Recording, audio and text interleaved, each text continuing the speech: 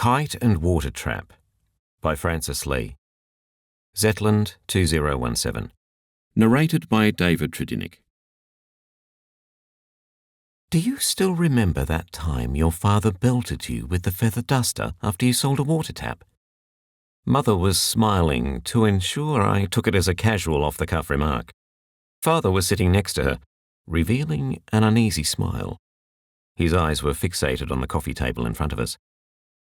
That was many years ago, when Mum and Dad came to Australia for a visit. Dad was then nearing 70, and I was in my late 30s. "No, Mum, I don't," I replied with similar casualness. That subject of conversation was over. To be honest, I did remember that event, even to its minute details. I sold that tap for 50 cents. Not too tiny a figure in those days, especially for a boy who only just turned 10. It was a day after Dad had cleared a shelf in our bathroom and found some scrap metal pieces, and he took them to a metal workshop in our street and sold them for a couple of dollars. I had not realized unused metal objects could be sold in that way, and it occurred to me that the hot water tap in our wash basin was not connected to anything. Dad was furious when he came home and found the tap missing. In that era in Hong Kong, physical punishment was part of the Chinese family culture. However, in our family, Mum was the chief executor, albeit a mild one. That incident was the only time I can recall when Dad exerted physical punishment on any of us, and it was severe. He became so enraged that he continued belting me heavily. Perhaps he had encountered some aggravating issues at work? Or perhaps he had equated me with a son who would one day squander our family's possessions, however meagre. I also recall a strange experience. Somewhere into the belting, I no longer felt the pain. My mind had switched off. Later that evening, Dad sat me down at a table to explain what I had done wrong. He spoke softly. There was a tremor in his voice. His eyes were damp. Both Dad and Mum have long passed away. Something that happened last week made me recall the moment when I replied to Mum's question. Now I wish I had answered differently. Last week, my younger brothers and their wives called to tell me they wanted to put on a party to celebrate my coming big birthday. I gladly accepted. On the day, I'm sure they would want me to befit the occasion with a few words.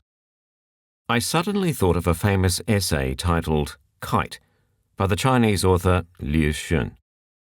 Liu Xun recalled an incident in his childhood when he found his younger brother hiding in a shed, making a kite. Liu Xun said he hated kites, and he picked up that kite and broke its spine, then stamped on it. He remembered the frightened and despondent look on his brother's face. However, his satisfaction turned to regret as he approached adulthood. One day, when both he and his brother had entered middle age, he found the courage to raise the subject, hoping to make an overdue apology. Whereupon his brother asked, "Oh, was there such an incident?" In his essay, Liu Xun said his regret not only became unsalvageable, but even deepened, because his brother's lack of recollection meant that Liu Xun was not able to go back in time and seek the forgiveness that he dearly wanted.